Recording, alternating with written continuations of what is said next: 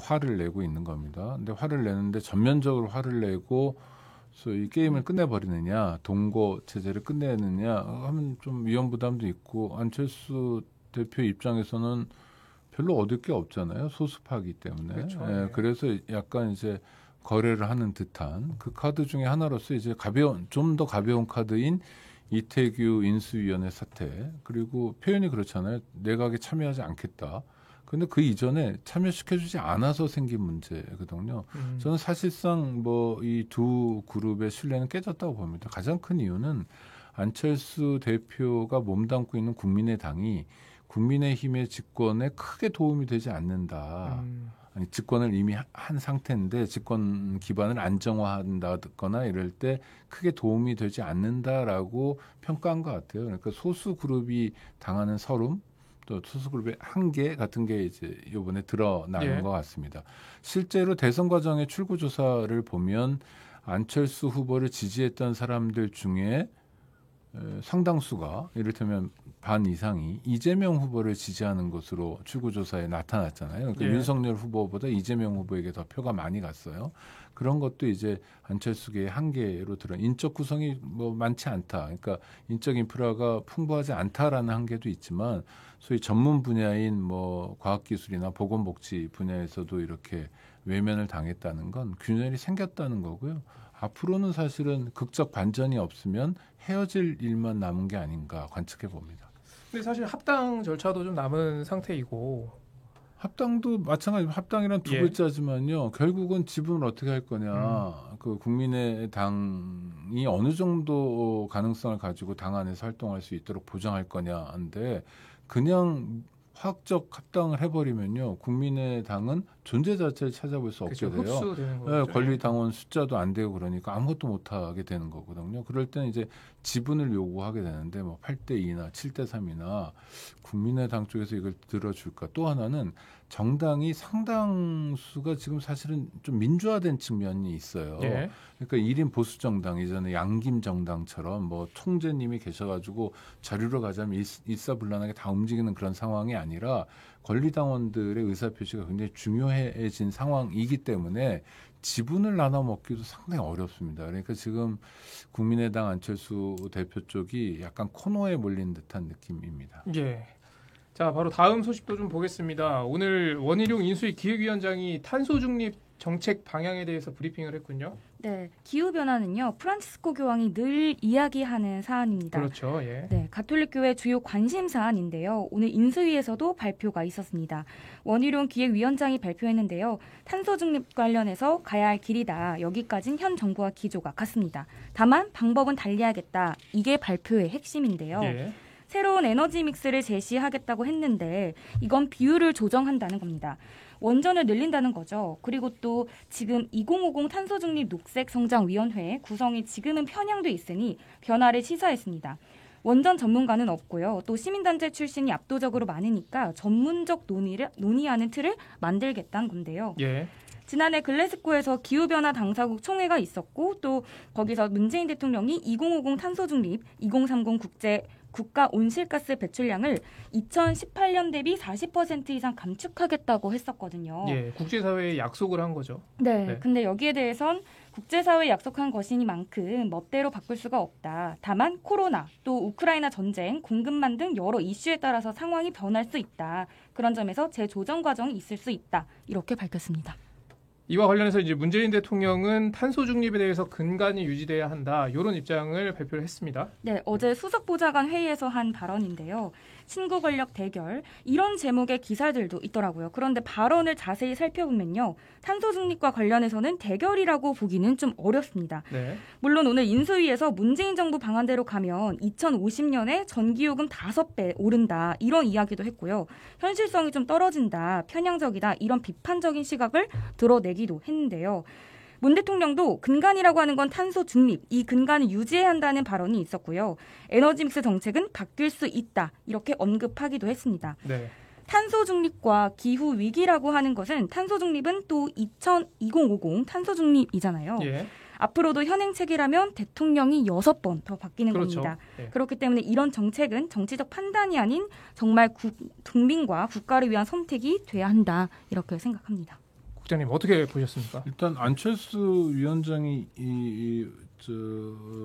탄소 중립 녹색 성장 위원회에 원전 전문가가 없다고 얘기한 대목 이런 게 이제 자칫 잘못하면 말장난이 되기 쉬운데 원전 전문가가 누굽니까? 이를테면 산업계가 있고 학계가 있겠죠. 예. 원자력공학과 교수 중에서 원전을 반대하는 사람이 있을까요? 자기 생존 기반인데 제자들이나 동료들이 전부 다 원전 때문에 사는 사람들인데요. 산업계도 마찬가지죠. 그러니까 전문가라고 표현하지만 사실은 이해 당사자들입니다. 원전 발전을 하는 게 지금 단계에서 아마 전기료를 조금 적게 낼 수 있는 방법인 것 같은데 11년 전이네요. 2011년 동일본 대지진 때 후쿠시마 원전 폭발 사고가 예. 있었잖아요. 그때 이제 원전 오염수를 아직도 처리를 못하고 있어서 이게 국제적으로 굉장히 중요한 이슈가 되고 있습니다. 일본에서는 2023년쯤부터 조금씩 방출할 거다. 30년 동안 방출하겠다. 이런 얘기를 하는데요. 일본을 제외한 모든 나라가 반대하고 있어요. 왜냐하면 바닷물에 원전 오염수를 뿌리면 그게 일본 앞바다에서 맴돌고 있는 게 아니라 한반도에 미국에 호주, 오스트레일리아 여러 나라에 영향을 미칠 수밖에 없잖아요. 그러니까 원전이라는 게 당장 뽑아 쓰긴 좋은데 후속 세대, 미래 세대를 생각하면 매우 위험한 일일 수도 예. 있어요. 그러니까 체르노빌이라든지 후쿠시마라든지 이런 그 지명을 반드시 기억해야 되는 거거든요. 근데 우리 정부가 일본이 이 원전 오염수를 바다에 방출한다고 하면 굉장히 반대하고 이거 말도 안 된다. 일본이 어떻게 저럴 수 있냐라고 하면서 우리는 탈원전이 아니라 거꾸로 가겠다는 거예요. 이유는 딱 하나입니다. 전기요금이 늘어난다. 근데 30년 후에 전기요금이 5배 늘어난다는 건 어떤 계산일까요? 30년 후에 아파트 값은 몇 배가 늘어날까요? 물가는 얼마 뛸까요? 이러니까 이를테면 지금 아니라 30년 전에 있을지도 모르는 어떤 공포를 조장하면서 원전 산업계 요구를 받아들이는 방식이거든요. 이러면 곤란하다는 거죠. 당장 산업계나 또 학계 요구를 살피는 것도 중요하지만 우리가 지속 가능한 삶을 살아야 되잖아요. 예. 우리 자식들에게 또 우리 후손들에게 부끄럽지 않을 수 있는 정책들을 만들어내야 됩니다. 또 하나는 문재인 정부가 하던 거를 반대로 하면 자기들에게 길이 있다고 생각하는 것 같은데 이거 정말 오산이고요. 특히 정책은 어떻게 해야 되냐면 상대당의 반대로 한다고 답이 나오는 게 아니라 더 좋은 정책을 가지고 나와야 답이 나오는 겁니다. 국민들이 이렇게 어리석지 않다는 것도 명심했으면 좋겠습니다. 예. 네, 끝으로 이 조 바이든 미국 대통령이 다음 달 24일 일본을 방문하겠다는 뜻을 나타냈고 통상 일본을 방문할 때 한국도 함께 방문하는 경우가 있으니까 다음 달 24일 이후에 한미 정상회담 가능성이 지금 제기되고 있고요. 이런 가운데 미 해군 이 핵추진 항공모함 링컨함이 최근 필리핀해를 떠나서 동해로 오고 있는 것으로 알려졌습니다. 이 소식은 잠시 후에 평화 공감 시간에 살펴보도록 하겠습니다. 5시 브리핑 여기까지 하도록 하겠습니다. 두 분 고맙습니다. 감사합니다. 감사합니다.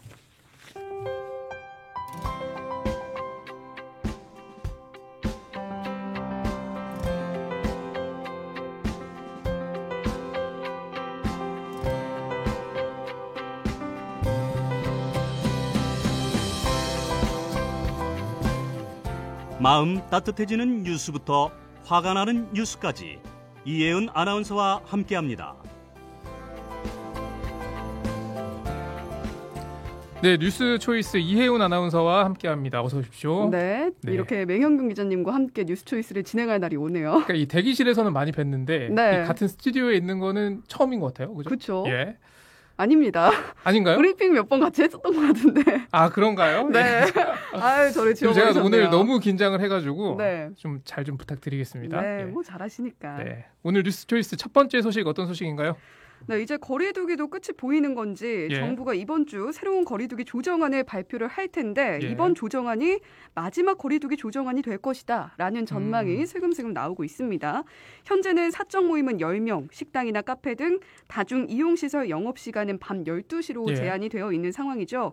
손영래 보건복지부 중앙사고수습본부 사회전략반장이 오늘 TBS 라디오 인터뷰에서 밝힌 내용을 들어보면요. 네.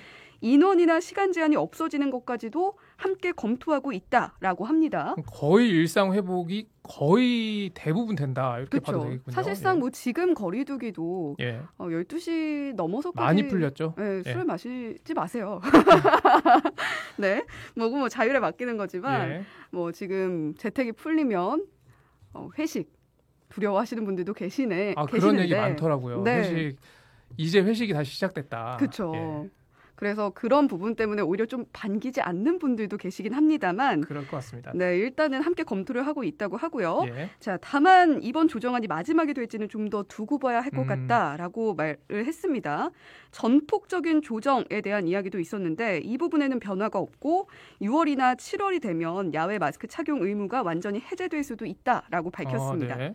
네, 아무래도 오랫동안 기다려온 순간인 만큼 누리꾼들 반응도 긍정적인데요. 한 누리꾼은 이제 완전한 일상생활로의 복귀가 눈앞에 보인다. 대한민국 정부와 실무 공무원분들 그리고 현장 의료진분들 인내하고 잘 이겨낸 국민들 덕분입니다. 고맙습니다. 라고 소회를 밝혔고요. 맞습니다. 네. 네, 반면에 벌써 이렇게 더운데 6월에서 7월이나 되어야 해제라고 실외 마스크 착용이라도 좀 풀자 라면서 답답함을 토로하는 누리꾼도 있었습니다. 그리고 거리두기가 해제되더라도 개인 방역 수칙만큼은 스스로 잘 지켜야 한다는 누리꾼의 의견도 눈에 띄었습니다. 이제 정말 좀 끝이 보이는 것 같아요. 네.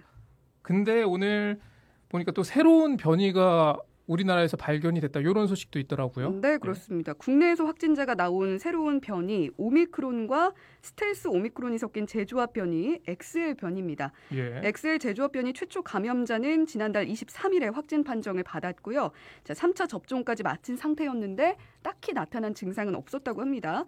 자, XL 변이는 지난 2월에 영국에서 처음 발견이 됐고 영국 내에서만 66건의 확진 사례가 있는데요. 네. 영국 보건안전청에 따르면 이 XL 재조합 변이는 대부분 특별한 확산 없이 소멸되는 것으로 확인이 됐다고 하고요. 이건 정말 다행이네요. 네, 예. 방대본 역시 WHO에서 XL 재조합 변이를 오미크론으로 분류하고 있기도 하고 또 오미크론 변이 바이러스와 큰 차이가 없다는 점에 들여서 새 변이가 유행 상황에 그렇게 큰 영향을 미치지는 않을 것이다라고 보고 있습니다. 아직까지 희망을 좀 가져도 될 것 같습니다. 네. 다음 소식도 살펴보죠. 따뜻함과 또 기분 좋은 상쾌함이 감도는 봄밤을 즐기러 우리 청취자 여러분이 가보셨으면 하는 곳이 있어서 이 소식 가지고 왔습니다. 어딥니까? 자, 우리 맹 기자님은 꽃놀이 다녀오셨나요? 아니요, 아직 못 갔습니다. 아니, 뭐 하시는 겁니까? 다녀오셨어야죠. 이 집에서 봐도 이렇게 길거리에 보면은 벚꽃이 요즘에 정말 예쁘게 피고 있더라고요. 네, 그렇게만 보고 계시는군요. 바빠가지고요. 네. 네. 아유, 맹 기자님도 좀 꽃놀이 가실 시간이 있어야 할 텐데. 자, 여기라도 가보시면 좋을 것 같습니다. 유네스코 세계유산이죠. 창덕궁에서 13년째 펼쳐지고 있는 야간 관람 행사 창덕궁 달빛 기행이 올해도 운영이 됩니다. 예. 자, 오는 21일부터 6월 12일까지 개방이 되는데요. 올해는 무엇보다 그동안의 관람에서는 개방하지 않았던 네. 희정당 권역이 공개가 된다고 합니다. 희정당이 어떤 곳인가요? 네, 희정당은 조선의 왕과 왕비가 생활하던 창덕궁 내전의 전각인데요. 희정은 밝은 정사를 펼친다라는 의미를 갖고 있습니다. 때문에 업무 보고나 국가정책 토론 등 왕의 집무실로도 활용이 됐는데 그동안에는 전등과 전기 시설을 현재 안전 기준에 맞게 보수를 하고 또 재현하는 사업을 진행을 하다가 이번에 다시 만나볼 수가 있게 된 겁니다. 따라서 이번에 창덕궁 달빛 기행에서 희정당을 찾게 된다면 1920년대에 희정당에 있던 각종 근대식 조명 또 중앙홀의 샹들리에 재정비된 근대식 응접실까지 볼 수가 있습니다. 예. 또 낙선제 후원의 상량정에서는 대금 연주를, 애련정과 애련지 권역에선 가곡 공연을, 연경당에서는 효명세자를 주제로 한 전통예술 공연을 풍성하게 만나볼 수가 있는데요. 올해 달빛 기행은 참여 인원이 1일 100명으로 제한이 됩니다. 그리고 25명씩 소규모 인원이 조별로 이동하는 방식으로 진행이 되고요. 입장권은 이번 주 목요일 2시부터 판매가 됩니다. 예. 목요일 2시요. 네, 다만 궁중 문화축전 기간이 있어요. 5월 10일부터 22일까지의 기간인데요. 이 시기에 입장권은 별도로 예매를 시행한다고 하니까 이 점 참고하셔서 예매 진행하시면 되겠습니다. 봄밤의 고궁. 네. 예, 우리 청취자 여러분들도 꼭 한번 찾으셨으면 좋을 것 같습니다. 이혜은 아나운서 오늘도 좋은 소식 감사합니다. 네, 고맙습니다.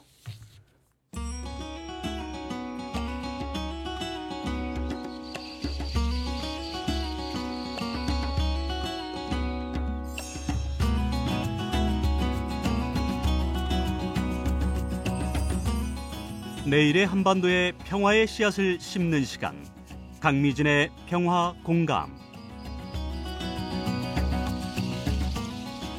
네, 강미진의 평화 공감. 네, 강미진 NK투자개발 대표님과 함께 하겠습니다. 대표님 어서 오십시오. 네, 안녕하세요. 예. 자리가 바뀌니까 저도. 그렇죠. 항상 네. 대기실에서만 뵙다가 그렇죠. 예. 자, 지금 청취자 여러분께 하나 좀 전해드려야 되는데 원래 지금 픽 인터뷰가 예정된 시간인데요. 지금 민주당 의원총회가 아직 끝나지 않아서 이수진 의원이 연결이 아직 안 되고 있습니다. 연결되는 대로 소식 전해드리도록 하겠습니다.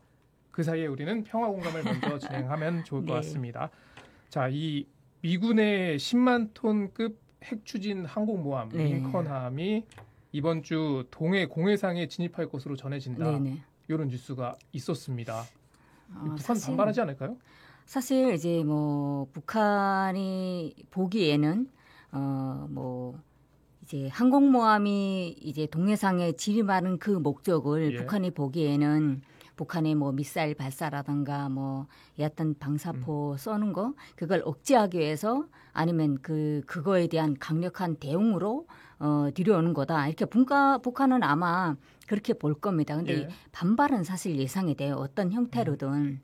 근데 이제 뭐 사실 한국 정부에 대해서는 이제 새로 이제 출발하게 된 그 정부에 대해서는 북한의 그 대북 인식관이 아주 나쁘다는 걸 인식을 하고 있잖아요. 그래서 이제 윤 정부에 대해서는 어마어마하게 이제 나쁜 그런 비난도 하고 있는 그런 상황에서 이번 미군의 항공모함이 사실 김일성 주석 생일을 계기로 이제 날짜가 딱 맞물려 있는 거잖아요. 4월 15일 네, 태양절이라고 그렇죠. 하죠. 예. 그래서 그런 시점에서 더 북한이 자극적으로 받아들이지 않을까. 네, 그렇게밖에 볼 수 없는 조건이죠. 그리고 최근에 북한은 이 김일성 주석의 생일 110주년이 되거든요, 올해. 이걸 예. 맞아서 진짜 축제 분위기예요. 북한 내부는 뭐 4월 15일 뭐 경축에서 이제 영화 상영 주간도 마련했고요. 그리고 우표 전시회도 한쪽에서 진행하고 있고 또 체육은 체육대로 무도 대회도 하고 각종 이제 그 태양절 기념하는 그런 행사들도 좀 있고요. 그리고 예술단에서도 각 지역에서도 하지만 평양시에서도 예술 축전을 벌이고 있고 그리고 북한이 해마다 하고 있는 게 올해로 한 32회차가 될 것 같은데 4월 이번 그 세계 청년 범 축제가 있거든요. 예. 진선 예술 축전이라고 했는데 이 예술 축전에 대한 선전화도 이제 마무리 단계에 다 들어가고 그러니까 진짜 내부는 진짜 축하하는 그런 축제 분위기거든요. 예. 이런 분위기에서 이제 뭐 항공모함이 들어와서 이제 군사와 관련해서는 대치 상태가 이제 만약 경우에 이루어진다. 이렇게 되면 북한도 축제 분위기지만 예. 군사적인 그런 대책은 세우지 않을까. 뭐 그렇다고 해서 축제 분위기를 깰 것 같지는 않고요.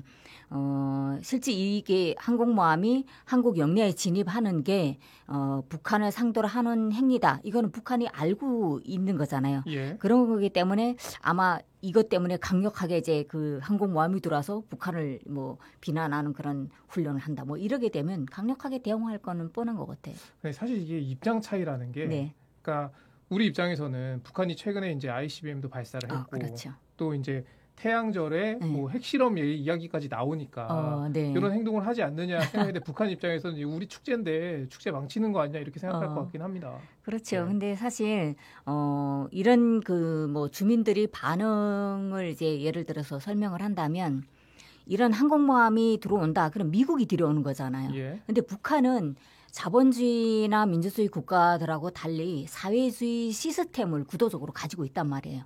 이거는 최고 지도자가 중앙에서 하나 하면 진짜 9살짜리 이제 소년 단원들까지 예. 다 하나를 외쳐야 되는 그런 정치적인 시스템이 있어요.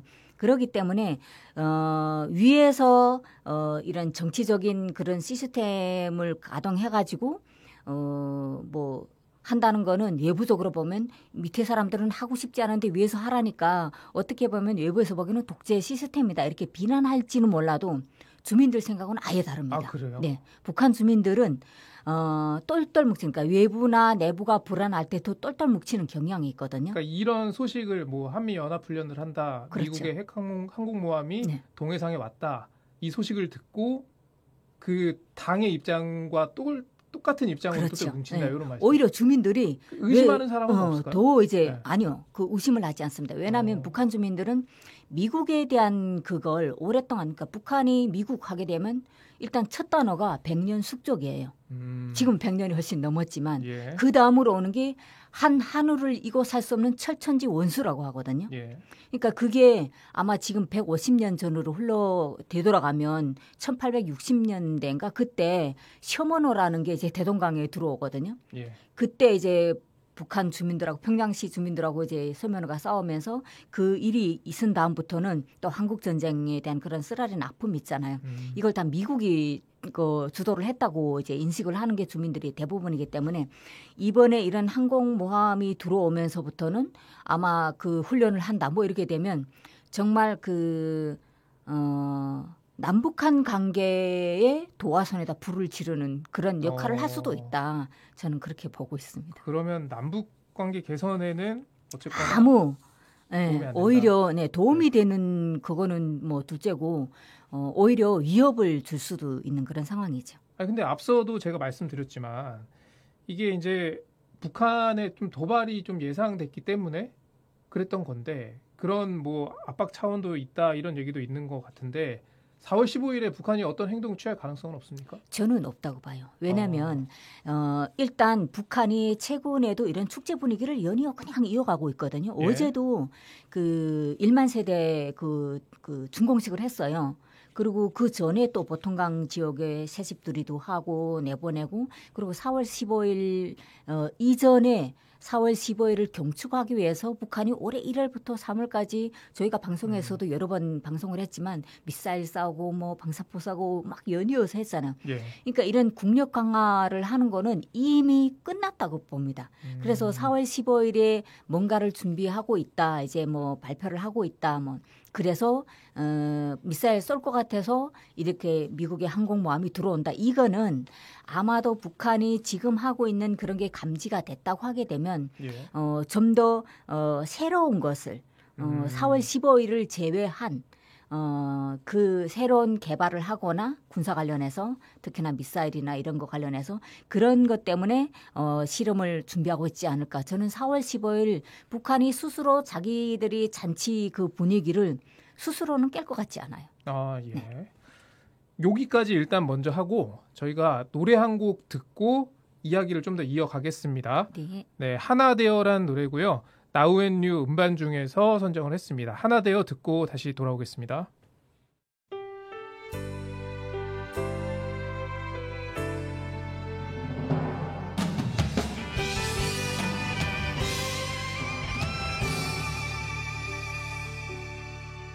뜻하지 않은 아픔을 겪었어 너무 앞만 보고 달렸던 거야 이제 그 누구도 탓하지 말고 나의 부족함을 다시 생각해 우리에겐 아직 희망은 있어 어려울수록 강해지는 믿음 그래 다시 시작해보는 거야 다시 태어나는 그런 마음으로 우린 해낼 수 있어 다시 일어날 수 있어 그토록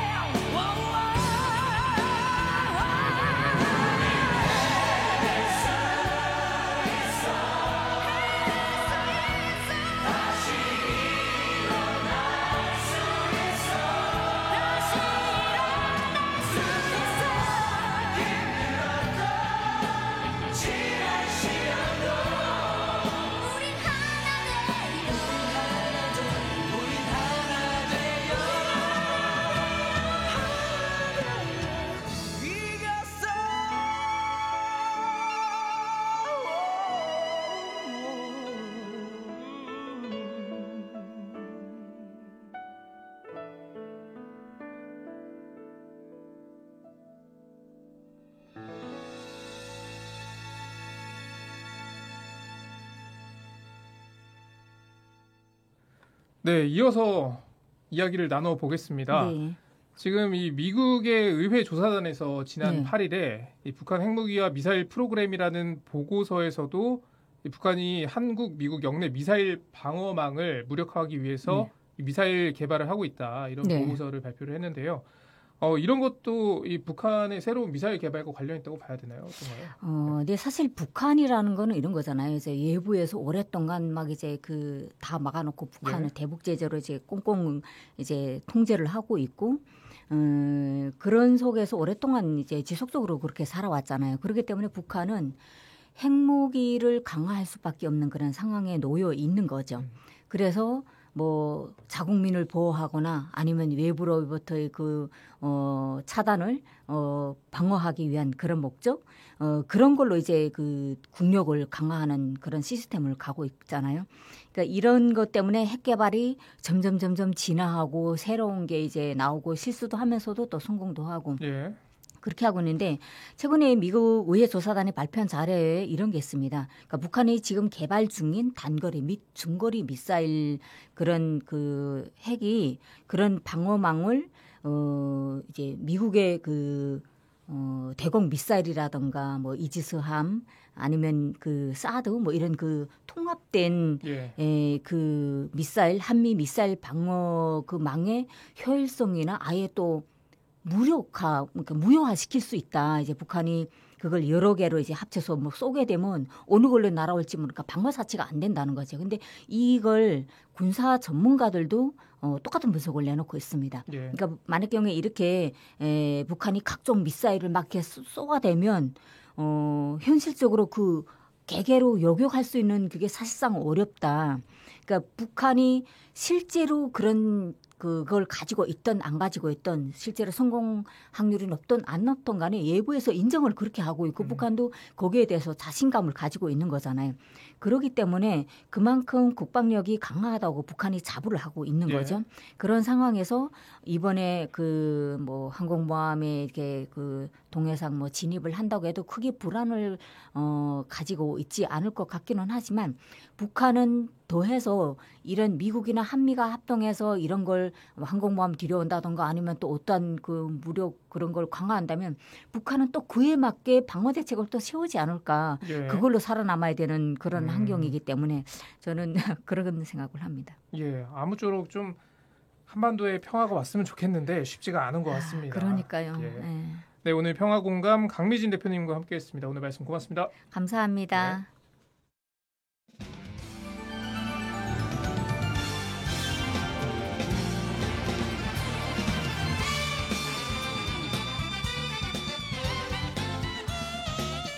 주요 뉴스 가운데 뽑힌 오늘의 픽 지금 바로 시작합니다.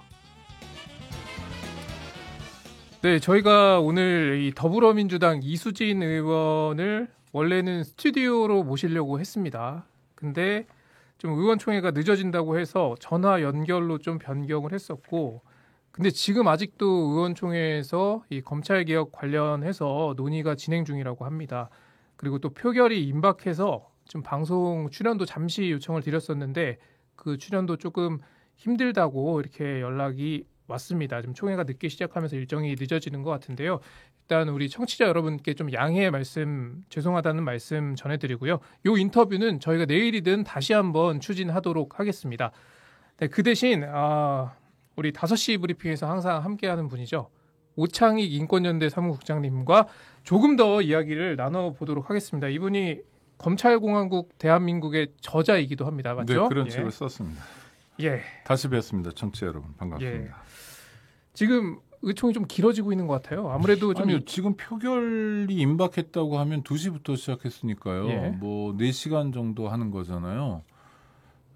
아주 길게 하는 것 같지는 않은데요. 아마 저녁 먹으러 가기 전까지 마무리가 되는 것 같고요. 또 하나는 그 안의 분위기를 모르지만 난상 토론이 되고 뭐 목소리가 충돌하면 아무래도 원내 지도부 입장에서는 뭐랄까요, 좀 답을 끌어내기 위해서 훨씬 더 많은 시간을 쓸 텐데 그런 건 아닌 것 같고요. 근데 이미 좀 모두 발언에서부터 윤호중 비대위원장하고 또 박홍근 원내대표 이 두 분은 검찰개혁을 해야 된다. 반면 이제 박지원 공동 비대위원장은 조금 온도차를 보이긴 했었어요.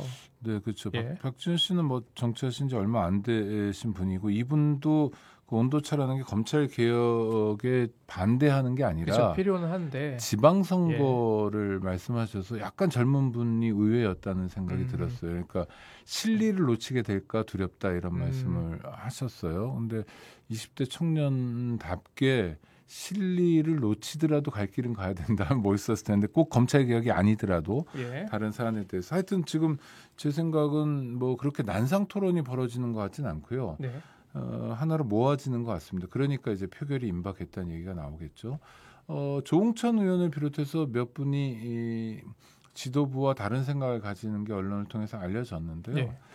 사실 어려운 문제는 아니라고 봅니다. 조홍천 의원은 검사 출신이기 때문에 그렇죠. 아무래도 뭐 검사 출신들이 민주당 안에도 몇 분 계신데요. 뭐 김회재 의원이나 이런 분들은 검찰의 입장을 반영하는 듯한 목소리를 내주고 있는데 꼭 입장 반영이 아니라 자기 입장도 아마 그럴 겁니다. 그래서 근데 그게 민주당 안에서는 소수의 목소리인 것 같고요. 그래서 문제가 좀 잘 풀리는 게 아닌가 싶은데 물론 결과는 뚜껑을 열어봐야 알 것 같습니다. 근데 이게 사실 쟁점은 뭐 속도도 그렇고 뭐 후속 대안이 없다 이런 이야기도 있었거든요. 요거 어떤 해결책이 좀 근데 있을 수 있을까요? 그거는요. 뭐 황운하 의원 같은 경우는 경찰 출신이죠. 경찰대 예. 일기생으로 소위 수사권 독립론자로 유명한 분인데 이분은 지금 대안을 만들기는 어렵다. 또 하나 실무적인 이유도 얘기하더라고요. 이를테면 중대범죄수사청 같은 거 신설해서 예. 검찰이 하고 있는 직접 수사 6가지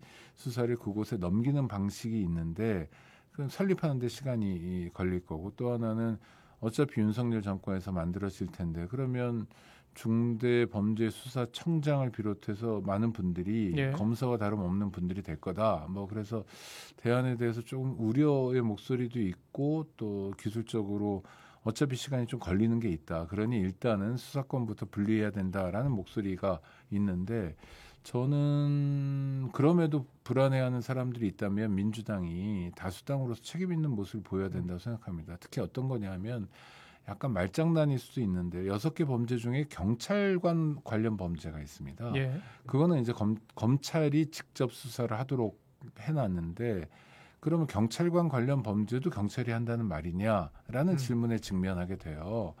물론 검사 관련 범죄를 검사들이 합니다. 그래서 김학의 전 법무부 차관 관련 사건도 검찰에서 다뤘고, 예. 그다음 검사들이 어디 이상한 퇴폐업소 같은 데 가가지고 접대받은 문제도 검사들의 그렇죠. 범죄도 예. 검찰이 다뤘고, 그래서 아주 열심히 더하기 빼기를 해가지고 입건 안 되는 방향으로 맞췄던 그렇죠. 거잖아요. 금액을 그러고 깎았죠. 있으면서도 경찰관의 범죄를 경찰이 다루는 건 문제다라고 논의를 만들면 국민들 입장에서는 뭔가 공백이 생기는 게 아니냐라고 우려할 수 있죠. 그래서 최대한 공백의 우려를 불식시킬 수 있는 노력은 하는 게 중요하고 또 필요하다고 예. 봅니다. 아 근데 지금 뭐 앞서도 말씀을 해주셨는데 이게 이제 국민들이 검찰 개혁 관련 이슈를 좀 바라볼 때 네. 사실 추윤 갈등, 네. 그게 뭐 많은 조국 사태, 예, 조국 네. 사태 지금 그 국민들이 그걸 보면서 굉장히 좀 피로했다 이런 분들도 좀 많이 있거든요. 그렇다면은 민주당이 이런 국민들을 설득하기 위해서 좀 얼마나 좀 노력을 했느냐 이 부분에 대해서는 좀 어떻게 바라보십니까? 저는 부족했다고 생각합니다. 그래서 저는 아주 중요한 오류가 있었다고 생각해요. 그건 뭐냐면 원래 개혁이라는 건 집권을 기준으로 하면 이제 5년인데 예. 힘이 있을 때 초기 1, 2년 사이에 중요한 개혁을 해야 되거든요. 그런데 그때 검찰과 관련해서 문재인 정부가 했던 일은 소위 적폐 수사였습니다.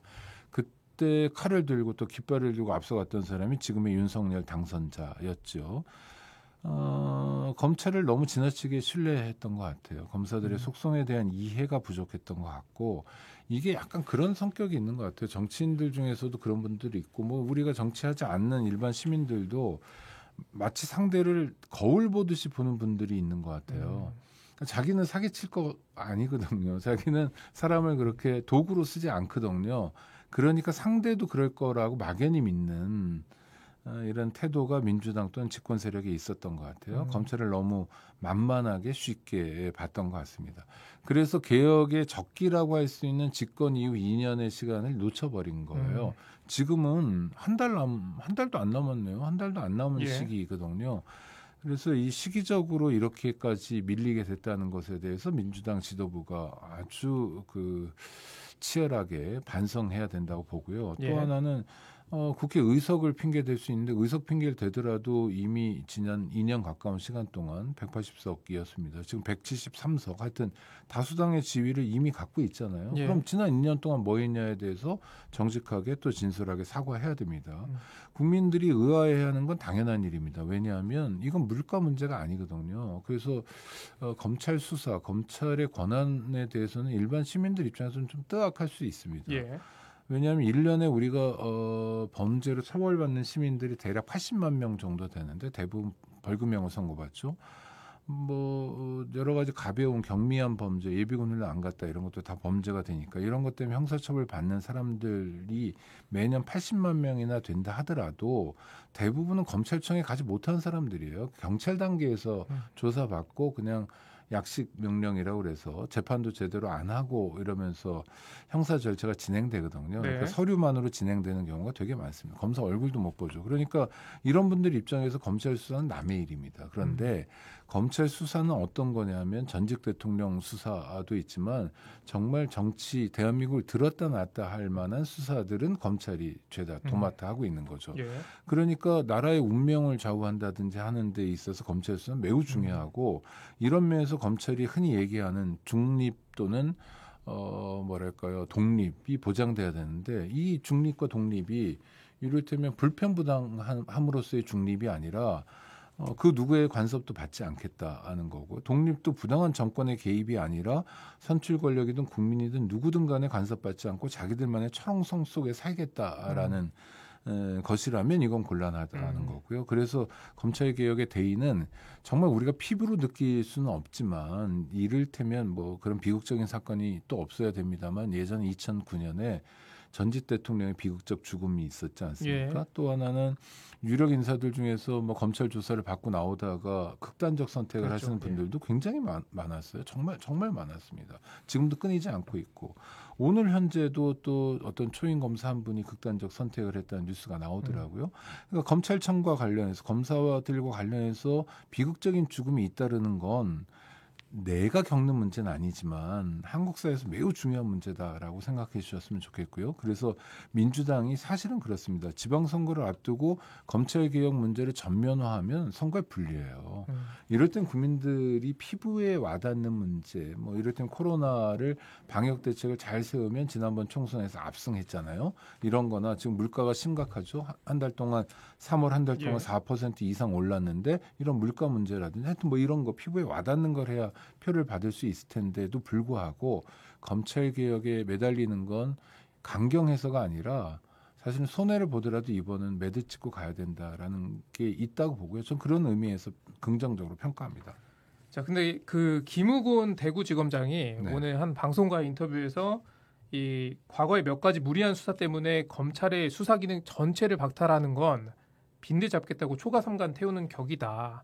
지금 사회적으로 공분을 지금 사고 있는 계곡 살인 사건도 이 보안 수사 요구권이 있었기 때문에 이렇게 진실이 좀 알려지게 될 수 있었던 것이다. 이렇게 이야기를 했는데 이 부분은 좀 어떻게 생각하세요? 정말 몇 가지 무리한 수사만 있었냐라고 되묻고 싶고요. 그렇지 않죠. 검찰의 역사는 오욕의 역사입니다. 정말 부끄러운 역사인데 그걸 내부에서야 그렇게 생각하겠죠. 한두 가지였다고 예. 말하겠죠. 근데 보안 수사 요구 같은 거는 저는 이게 제도를 어떻게 세팅하느냐에 따라 다른데요. 예. 수사에 있어서 경찰만 믿을 수 없죠. 그러니까 당연히 경찰의 수사에 대해서 보충하거나 할 수 있는 안전장치를 만드는 게 좋습니다. 저는 예.